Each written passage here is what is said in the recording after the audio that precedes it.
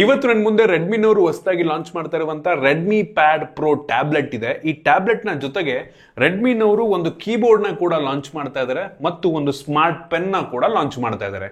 ಈ ಎಲ್ಲಾ ಪ್ರಾಡಕ್ಟ್ ಅನ್ನ ನೀವು ಕಾಂಬೋ ಆಫರ್ ನಲ್ಲಿ ಬೇಕಾದ್ರೂ ಪರ್ಚೇಸ್ ಮಾಡಬಹುದು. ಈ ಒಂದು ಟ್ಯಾಬ್ಲೆಟ್ ವೈಫೈ ವೇರಿಯಂಟ್ ಅಲ್ಲೂ ಕೂಡ ಅವೈಲಬಲ್ ಇದೆ, 5G ವೇರಿಯಂಟ್ ಅಲ್ಲೂ ಕೂಡ ಅವೈಲಬಲ್ ಇದೆ.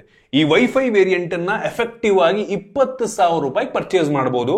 ಒಂದು ಒಳ್ಳೆ ಪ್ರೈಸ್ ರೇಂಜೇ ಈ ಒಂದು ಸ್ಪೆಸಿಫಿಕೇಶನ್ಗೆ. ನೀವೇನಾದ್ರೂ ಈ ಕಾಂಬೋ ಆಫರ್ನ ಪರ್ಚೇಸ್ ಮಾಡ್ತಾ ಇದ್ದೀರಾ ಅಂತ ಅಂದ್ರೆ ನಿಮಗೆ ಎಫೆಕ್ಟಿವ್ ಆಗಿ ಈ ಮೂರು ಪ್ರಾಡಕ್ಟ್ಗಳು ಕೂಡ 26,000 ರೂಪಾಯಿಗೆ ಸಿಗುತ್ತೆ. ನೀವು ಬರೀ ಸಿಂಗಲ್ ಈ ಒಂದು ಕೀಬೋರ್ಡ್ ಮತ್ತು ಪೆನ್ನ ತಗೋತಾ ಇದ್ದೀರಾ ಅಂದ್ರೆ ಇದಕ್ಕೆ 4,000 ಇದಕ್ಕೆ 4,000 ಆಗುತ್ತೆ. ಕಾಂಬೋ ತಗೊಂಡ್ರೆ 1,000 ಕಡಿಮೆ ಆಗುತ್ತೆ. ನಾನಿವತ್ತು ಈ ಒಂದು ಟ್ಯಾಬ್ಲೆಟ್ ಅನ್ನ ಅನ್ಬಾಕ್ಸ್ ಮಾಡ್ತೀನಿ, ಯೂಸ್ ಮಾಡಿ ನನ್ನ ಎಕ್ಸ್ಪೀರಿಯನ್ಸ್ ನಿಮ್ಮ ಹತ್ರ ಶೇರ್ ಮಾಡ್ತೀನಿ. ಏನ್ ಚೆನ್ನಾಗಿದೆ ಏನ್ ಚೆನ್ನಾಗಿಲ್ಲ ಕಂಪ್ಲೀಟ್ ಮಾಹಿತಿನ ತಿಳಿಸ್ಕೊಡ್ತೀನಿ. ಹಾಯ್, ನಾನು Sandeep from tech in Kannada. ಈ ವಿಡಿಯೋ ಶುರು ಮಾಡೋದಕ್ಕಿಂತ ಮುಂಚೆ ನೀವು ನಮ್ಮ tech in Kannada YouTube channel subscribe ಮಾಡ್ಕೊಂಡಿಲ್ಲ ಅಂದ್ರೆ ಈಗಲೇ ಸಬ್ಸ್ಕ್ರೈಬ್ ಮಾಡ್ಕೊಳ್ಳಿ ಮತ್ತು ಬೆಲ್ ಐಕಾನ್ ಕೂಡ ಕ್ಲಿಕ್ ಮಾಡಬಹುದು. ಓಕೆ, ಮೊದಲನೇದಾಗಿ ಈ ಒಂದು ಟ್ಯಾಬ್ಲೆಟ್ ಅನ್ನ ಅನ್ಬಾಕ್ಸ್ ಮಾಡೋಣ. ಗಮನಿಸ್ತಾ ಇದ್ರೆ ಈ ಒಂದು ಬಾಕ್ಸ್ ನಮಗೆ ಈ ರೀತಿ ನೋಡಕ್ ಸಿಗುತ್ತೆ. ಇದ್ರ ಮೇಲ್ಗಡೆ ಎಕ್ಸೆಲ್ ಡಿಸ್ಪ್ಲೇ ಅಂತ ಬರೆದಿದ್ದಾರೆ. ಡಾಲ್ಬಿ ಅಟ್ಮಾಸ್ ವಿಷನ್ ಎರಡೂ ಕೂಡ ಸಿಗ್ತಾ ಇದೆಯಂತೆ. ಈ ಬಾಕ್ಸ್ ಅನ್ನ ಓಪನ್ ಮಾಡಿದ ತಕ್ಷಣ ಡೈರೆಕ್ಟ್ ಆಗಿ ನಮಗೆ ಒಂದು ಟ್ಯಾಬ್ಲೆಟ್ ನೋಡಕ್ ಸಿಗುತ್ತೆ. ಟ್ಯಾಬ್ಲೆಟ್ ಆಕ್ಚುಲಿ ಹೆವಿ ಪ್ರೀಮಿಯಂ ಅಂತಾನೆ ಅನ್ನಿಸ್ತಾ ಇದೆ. 20,000 ರೂಪಾಯಿ ಟ್ಯಾಬ್ಲೆಟ್ ಅಂತ ಅನ್ನಿಸ್ತಿಲ್ಲ. ನೋಡೋಣ ಹೆಂಗಿದೆ ಅಂತ. ಇದ್ರ ಕೆಳಗಡೆ ಒಂದು user manual, quick start guide ಮತ್ತೆ ವಾರಂಟಿ ಕಾರ್ಡ್, ಒಂದು ಸಿಮ್ ಎಜೆಕ್ಷನ್ ಪಿನ್ ಕೊಟ್ಟಿದ್ದಾರೆ, 33 ವ್ಯಾಟ್ನ ಒಂದು ಫಾಸ್ಟ್ ಚಾರ್ಜಿಂಗ್ ಅಡಾಪ್ಟರ್ ಇದೆ ಮತ್ತು ಕೊನೆಯದಾಗಿ USB type C charging cable, type A ಇಂದ ಟೈಪ್ ಸಿ. ಅದನ್ನು ಬಿಟ್ಟರೆ ಬೇರೇನು ಸಹ ನಮಗೆ ಒಂದು ಬಾಕ್ಸ್ ಒಳಗೆ ಸಿಗ್ತಾ ಇಲ್ಲ. ಇನ್ನು ಡೈರೆಕ್ಟ್ ಆಗಿ ಈ ಒಂದು ಟ್ಯಾಬ್ಲೆಟ್ ಈ ರೀತಿ ನೋಡಕ್ ಸಿಗುತ್ತೆ. ಸೊ ಇದರ ಜೊತೆಗೆ ಬಂದಿರುವಂತ ರೆಡ್ಮಿ ಪ್ಯಾಡ್ ಪ್ರೋದು ಕೀಬೋರ್ಡ್ ಅನ್ನ ಓಪನ್ ಮಾಡಿದ್ರೆ ಕೀಬೋರ್ಡ್ ಈ ರೀತಿ ಇದೆ. ಸಾಲಿಡ್ ಆಗಿದೆ ಬಿಲ್ಡು. ಒಂದೇನಪ್ಪ ಅಂದ್ರೆ ನಿಮ್ಗೆ ಹಿಂದ್ಗಡೆ ಯಾವುದೇ ಮ್ಯಾಗ್ನೆಟ್ ಇರಲ್ಲ, ನಿಮಗೆ ಹೋಲ್ಡರ್ ಇದೆ. ಸೊ ಹೋಲ್ಡರ್ ಒಳಗೆ ಹಾಕ್ಬಿಟ್ಟು ಜಸ್ಟ್ ಬ್ಯಾಕ್ ಕವರ್ ಹಾಕ್ದಂಗೆ ಫೋನ್ಗೆ ನಿಮ್ಗೆ ಇಲ್ಲಿ ಮ್ಯಾಗ್ನೆಟ್ ಸಿಗ್ತಾರೆ. ಮ್ಯಾಗ್ನೆಟನ್ನು ಹಿಂಗೆ ಹಾಕ್ಕೊಂಡು ನೀವು ಯೂಸ್ ಮಾಡ್ಬೋದು. ನಂತರ ಕವರ್ ರೀತಿಯಲ್ಲೂ ಕೆಲಸವನ್ನು ಮಾಡುತ್ತೆ. ಈ ಒಂದು ಕೀಬೋರ್ಡ್ನ ನಾವು ಚಾರ್ಜ್ ಮಾಡಬೇಕು. USB ಟೈಪ್ ಸಿ ಪೋರ್ಟ್ನ ಮುಖಾಂತರ ಒಂದು ಆನ್ ಆಫ್ ಮಾಡೋದಕ್ಕೆ ಬಟನ್ ಇದೆ. ಸೊ ನೀವು ಬ್ಲೂಟೂತ್ ಮುಖಾಂತರ ಈ ಕೀಬೋರ್ಡ್ನ ನಿಮ್ಮ ಟ್ಯಾಬ್ಲೆಟ್ಗೆ ಕನೆಕ್ಟ್ ಮಾಡ್ಕೊಂಡು ಯೂಸ್ ಮಾಡಬೇಕು. ಸೊ ಸಿಂಪಲ್ಲು, ಯಾವುದೇ ಟ್ರ್ಯಾಕ್ ಪ್ಯಾಡ್ ಇಲ್ಲ. ಸೊ ಬೇಸಿಕ್ ಕೀಬೋರ್ಡ್ ಅಂತ ಹೇಳಕ್ ಇಷ್ಟಪಡ್ತೀನಿ, ಆಯ್ತಾ. 3,000 ರೂಪಾಯಿ ಏನು ಕೊಡಬೇಕು ಅದನ್ನು ಕೊಟ್ಟಿದ್ದಾರೆ. ಸಿಂಪಲ್ ಆಗಿದೆ ಒಟ್ಟಿಗೆ. ಇನ್ನು ಸ್ಮಾರ್ಟ್ ಪೆನ್ನಿಗೆ ಬಂತು ಅಂತ ಅಂದ್ರೆ ಇದು ಕೂಡ ಅಷ್ಟೇ ತುಂಬಾ ಚೆನ್ನಾಗಿದೆ ಬಿಲ್ಡು, ಬಟ್ ಇದು ಕೂಡ ತುಂಬಾ ಸಿಂಪಲ್, ಆಯ್ತಾ. 2 ಡೆಡಿಕೇಟೆಡ್ ಬಟನ್ ಇದೆ, USB ಟೈಪ್ ಸಿ ಪೋರ್ಟ್ ಇದೆ, ಒಂದು ಇಂಡಿಕೇಟರ್ ಸಹ ಇದೆ. ಸೊ ನೀವು ಇದನ್ನ ಚಾರ್ಜ್ ಮಾಡ್ಕೋಬೇಕು, ಬ್ಲೂಟೂತ್ ಮುಖಾಂತರ ಕನೆಕ್ಟ್ ಮಾಡಿಕೊಂಡು ಯೂಸ್ ಮಾಡಬೇಕು.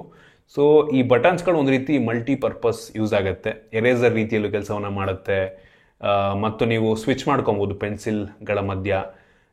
ರೆಸ್ಪಾನ್ಸಿವ್ ಆಗಿದೆ ಒಂದು ಲೆವೆಲ್ಲಿಗೆ. ಪ್ರೆಷರ್ ಟಚ್ ಅಷ್ಟೊಂದು ಚೆನ್ನಾಗಿದೆ ಅಂತ ಅನ್ನಿಸ್ತಿಲ್ಲ. ರೆಸ್ಪಾನ್ಸ್ ಪರವಾಗಿಲ್ಲ ಅನ್ನಿಸ್ತು ನನಗೆ.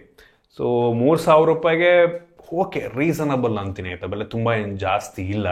ಅಂದರೆ ನೀವು ಕಾಂಬೋ ಆಫರ್ ತೊಗೊಂಡ್ರೆ 3,000, ಇಂಡಿವಿಜುವಲ್ ಆಗಿ ತಗೋತಾ ಇದ್ದೀರಾ 4,000 ರೂಪಾಯಿ ಆಗುತ್ತೆ, ತಲ್ಲಿಟ್ಕೊಳ್ಳಿ. ಇನ್ನು ಡೈರೆಕ್ಟ್ ಆಗಿ ಈ ಟ್ಯಾಬ್ಲೆಟ್ ಇಂದು ಡಿಸೈನ್ ಮತ್ತೆ ಬಿಲ್ಡ್ ಕ್ವಾಲಿಟಿ ಬಗ್ಗೆ ಮಾತನಾಡಬೇಕು ಅಂತ ಅಂದರೆ ಸಾಲಿಡ್ ಆಗಿದೆ, ಆಯ್ತಾ. ಒಂದು ಲೆವೆಲ್ಗೆ ಲೈಟ್ ಅನ್ನೋ ಫೀಲ್ ಕೊಡುತ್ತೆ. ಬಟ್ 568 ಗ್ರಾಮ್ ಇದೆ. 7.5 mm ಥಿಕ್ನೆಸ್ ಅನ್ನು ಹೊಂದಿರುವಂಥ ಟ್ಯಾಬ್ಲೆಟ್. ತುಂಬ ಹೆವಿ ತಿನ್ ಅಂತ ಅನ್ನಂಗೂ ಇಲ್ಲ. ನಿಮ್ಗೆ ಈ ಟ್ಯಾಬ್ಲೆಟ್ 2 ಕಲರ್ ವೇರಿಯಂಟಲ್ಲಿ ಸಿಗುತ್ತೆ, ಒಂದು ಸಿಲ್ವರು, ಇನ್ನೊಂದು ಗ್ರೇ. ಸೊ ಎರಡೂ ಕೂಡ ಚೆನ್ನಾಗಿದೆ. ಬಿಲ್ಡ್ ಬಂದ್ಬಿಟ್ಟು ನೋಡೋಕ್ಕೆ ಮೆಟಾಲಿಕ್ ಬಾಡಿ ಅಂತ ಅನಿಸುತ್ತೆ, ಬಟ್ ಡ್ಯುಯಲ್ ಟೋನ್ ಇದೆ. ಮೇಲ್ಗಡೆದು ಮೋಸ್ಟ್ಲಿ ಪ್ಲಾಸ್ಟಿಕ್ ಇರಬಹುದಾ ಅಂತ ಅವ್ರ ವೆಬ್ಸೈಟಲ್ಲೂ ಸ್ಪೆಸಿಫೈ ಮಾಡಿಲ್ಲ.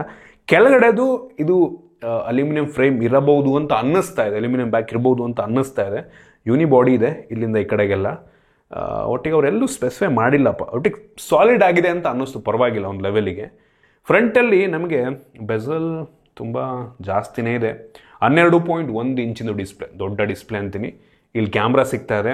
ಫ್ರಂಟಿಂದ ಪರವಾಗಿಲ್ಲ ಒಂದು ಲೆವೆಲಿಗೆ. USB ಟೈಪ್ ಸಿ ಪೋರ್ಟ್ ಇದೆ, ಹೆಡ್ಫೋನ್ ಜಾಕ್ ಕೊಟ್ಟಿದ್ದಾರೆ ಮತ್ತು ಇದರಲ್ಲಿ SD ಕಾರ್ಡ್ ಸ್ಲಾಟ್ ಸಹ ಸಿಗ್ತಾ ಇದೆ. ನೀವೇನಾದ್ರೂ ವೈಫೈ ವೇರಿಯಂಟ್ ತಗೊಂಡ್ರೆ ನಿಮಗೆ ಒಂದು SD ಕಾರ್ಡ್ ಸ್ಲಾಟ್ ಸಿಗುತ್ತೆ. 5G ವೇರಿಯಂಟ್ ತಗೊಂಡ್ರೆ ಒಂದು ಸಿಮ್ಮು, ಒಂದು SD ಕಾರ್ಡ್ ಅಥವಾ 2 ಸಿಮ್ಮು ನೀವು ಹಾಕೊಬಹುದು. ಒಂದು ಒಳ್ಳೆ ವಿಷಯ. ಫೋನ್ ರೀತಿಯಲ್ಲೂ ಕೂಡ ನೀವು ಯೂಸ್ ಮಾಡ್ಕೊಬಹುದು. ಇನ್ನು ಡಿಸ್ಪ್ಲೇಗೆ ಬಂದ್ರೆ 12.1 ಇಂಚಿಂದು 2.5K ರೆಸಲ್ಯೂಷನ್ ಹೊಂದಿರುವಂತ IPS ಡಿಸ್ಪ್ಲೇ. ಇದು 120 ಹರ್ಟ್ಸ್ ರಿಫ್ರೆಶ್ ರೇಟ್ ಅನ್ನು ಹೊಂದಿರುವಂತಹ ಡಿಸ್ಪ್ಲೇ. ಅವಶ್ಯಕತೆ ಇರೋ ಟೈಮಲ್ಲಿ 30 ಹರ್ಟ್ಸ್ಗೂ ಕೂಡ ಚೇಂಜ್ ಮಾಡ್ಕೊಳ್ಳುತ್ತೆ. ಅಮೋಲೆಡ್ ಡಿಸ್ಪ್ಲೇ ಕೊಟ್ಟಿದ್ರೆ ಚೆನ್ನಾಗಿರ್ತಿತ್ತು, ಓಕೆ ಅಂತೀನಿ. ಡಿಸ್ಪ್ಲೇ ಬ್ರೈಟ್ ಆಗಿದೆ, 600 ನಿಟ್ಸ್ನ ಪೀಕ್ ಬ್ರೈಟ್ನೆಸ್ಸು. ಇದು 12 ಬಿಟ್ ಡಿಸ್ಪ್ಲೇ ಆಯಿತು, ಅದು ನನಗೆ ಇಂಪ್ರೆಸಿವ್ ಅನ್ನಿಸ್ತು. ವಿವಿಡ್ ಕಲರ್ಸನ್ನು ಸಪೋರ್ಟ್ ಮಾಡುತ್ತೆ. ಜೊತೆಗೆ ಈ ಡಿಸ್ಪ್ಲೇ ಗೊರಿಲ್ಲಾ ಗ್ಲಾಸ್ 3 ಪ್ರೊಟೆಕ್ಷನ್ ಹೊಂದಿರುವಂಥ ಡಿಸ್ಪ್ಲೇ. ಒಂದು ಲೆವೆಲ್ಗೆ ಸ್ಟ್ರಾಂಗ್ ಆಗಿರುತ್ತೆ ಅಂತಲೇ ಅನ್ಬೋದು ಮತ್ತು ಕಡಿಮೆ ಬ್ಲೂ ಲೈಟನ್ನು ಎಮಿಟ್ ಮಾಡುತ್ತಂತೆ. ಐ ಪ್ರೊಟೆಕ್ಷನ್ ಅಲ್ಲ ಈ ಒಂದು ಡಿಸ್ಪ್ಲೇ ಜೊತೆ ಕೊಟ್ಟಿದ್ದಾರೆ ಮತ್ತು ಡಾಲ್ಬಿ ವಿಷನ್ ಸಪೋರ್ಟ್ ಕೂಡ ಇದೆ. ಅದೊಂದು ಯುನೀಕ್ ಫೀಚರ್ ಅಂತ ಅನ್ನಿಸ್ತು. ಇನ್ನು ವೇರಿಯಂಟಿಗೆ ಬಂತು ಅಂತ ಅಂದರೆ 8GB 128GBದು 5G ವೇರಿಯಂಟ್ ಇದೆ ಮತ್ತು ಇನ್ನೊಂದು 8GB 256GB ಇನ್ನೊಂದು 5G ವೇರಿಯಂಟ್ ಇದೆ. ಇದರಲ್ಲಿ ಯಾವ್ದು ಬೇಕಾದ್ರೂ ತೊಗೊಬೋದು. ವೈಫೈ ವೇರಿಯಂಟ್ ಕಾಸ್ಟ್ ಸ್ವಲ್ಪ ಕಡಿಮೆ ಆಗುತ್ತೆ, ಎಫೆಕ್ಟಿವ್ ಆಗಿ 20,000 ಬೀಳುತ್ತೆ. ಆ ವಿಷಯ ತಳ್ಳಿಟ್ಕೊಳ್ಳಿ. LP DDR4X ರ್ಯಾಮು ಮತ್ತು UFS 2.2 ಸ್ಟೋರೇಜು, DDR5 ಮತ್ತು UFS 3.1 ಕೊಟ್ಟಿದ್ರೆ ಚೆನ್ನಾಗಿರ್ತಿತ್ತು ನಂಗೆ ಅನ್ನಿಸ್ದಂಗೆ. ಸ್ವಲ್ಪ ಕಡಿಮೆ ಆಯಿತು, ಬಟ್ ಈ ಬೆಲೆಗೆ ಟ್ಯಾಬ್ಲೆಟಿಗೆ ಓಕೆ ಅಂತೀನಿ. ಕಾಂಪಿಟೇಷನ್ ಕಡಿಮೆ ಈ ಒಂದು ಪರ್ಟಿಕ್ಯುಲರ್ ಪ್ರೈಸ್ ರೇಂಜಲ್ಲಿ. ನೋಡೋಣ ಬೇರೆ ಸ್ಪೆಸಿಫಿಕೇಶನ್ ಹೆಂಗಿದೆ ಅಂತ. ಜೊತೆಗೆ ನೀವು ಅಪ್ ಟು 1.5 TB ತನಕ SD ಕಾರ್ಡ್ ಮುಖಾಂತರ ಸ್ಟೋರೇಜ್ನ ಎಕ್ಸ್ಪ್ಯಾಂಡ್ ಕೂಡ ಮಾಡ್ಕೊಬೋದು. ಪರ್ಫಾರ್ಮೆನ್ಸಿಗೆ ಬಂತು ಅಂದರೆ ಸ್ನ್ಯಾಪ್ಡ್ರ್ಯಾಗನ್ 7S Gen 2 ಪ್ರೊಸೆಸರ್, ಒಂಥರ ಹೈಯರ್ ಮಿಡ್ ಎಂಡ್ ಪ್ರೊಸೆಸರ್. ಈ ಪ್ರೈಸ್ ರೇಂಜಿಗೆ ಇದಕ್ಕಿಂತ ಪವರ್ಫುಲ್ ಆಗಿರುವಂಥ ಪ್ರೊಸೆಸರ್ ಹೊಂದಿರುವಂಥ ಫೋನ್ಗಳು ಸಿಗ್ತವೆ. ಟ್ಯಾಬ್ಲೆಟ್ಗಳು ಸ್ವಲ್ಪ ಕಷ್ಟನೇ. ನಾವು ಅಂಥದ್ದು ಬೆಂಚ್ ಮಾರ್ಕನ್ನು ಚೆಕ್ ಮಾಡ್ದಂಗೆ 5,90,000 ರೇಟಿಂಗನ್ನು ಕೊಡ್ತಾ ಇದೆ. ಫೋನ್ಗಳಿಗೆ ಕಂಪೇರ್ ಮಾಡಿಕೊಂಡ್ರೆ ಇದು ಸ್ವಲ್ಪ ಈ ಬೆಲೆಗೆ ಕಡಿಮೆನೇ ಅನ್ನೋದು ನನ್ನ ಅಭಿಪ್ರಾಯ. ನಾವು ಬೆಂಚ್ ಮಾರ್ಕ್ ಮಾಡೋ ಟೈಮಲ್ಲಿ ಟೆಂಪ್ರೇಚರ್ ವೇರಿಯೇಷನು, ಬ್ಯಾಟ್ರಿ ಡ್ರೈನ್ ಎಲ್ಲ ಚೆಕ್ ಮಾಡಿದ್ವು. ಟೆಂಪ್ರೇಚರ್ ವೇರಿಯೇಷನ್ ಅಷ್ಟೊಂದು ಆಗಲಿಲ್ಲ ಆಯಿತಾ, ತುಂಬ ನಾರ್ಮಲ್, ಒಂದು 5-6 ಡಿಗ್ರಿ ವೇರಿಯೇಷನ್ ಆಯಿತು.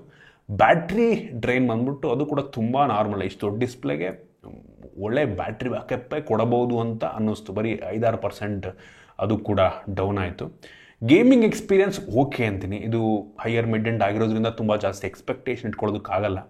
ನಾವು BGMI ಚೆಕ್ ಮಾಡೋದಂಗೆ ಸ್ಮೂತು ಎಕ್ಸ್ಟ್ರೀಮ್ ಗ್ರಾಫಿಕ್ ತನಕ ಹೋಗುತ್ತೆ. ಇದರಲ್ಲಿ ಒಂದು ಲೆವೆಲ್ ಗೇಮ್ ಆಡ್ಬೋದು, ಕೆಲವೊಂದು ಇಂಟೆನ್ಸಿವ್ ಗೇಮ್ ಪ್ಲೇ ಟೈಮಲ್ಲಿ ಫ್ರೇಮ್ ಡ್ರಾಪ್ ಫೀಲ್ ಆಗ್ಬೋದು. ಇನ್ನೊಂದು ಅಲ್ಟ್ರಾ HDR ಅಲ್ಲೂ ಕೂಡ ನಿಮ್ಗೆ ಅಲ್ಟ್ರಾ ಆಪ್ಷನ್ ಇದೆ. ಸೊ ಇದರಲ್ಲಿ ಫ್ರೇಮ್ ಡ್ರಾಪ್ ಆಗುತ್ತೆ ಆಯಿತಾ. ಸೊ ಬೆಟರ್ ನೀವು ಸ್ಮೂತ್ ಎಕ್ಸ್ಟ್ರೀಮಲ್ಲಿ ಆಡಿದ್ರೆ ಒಳ್ಳೆಯದು.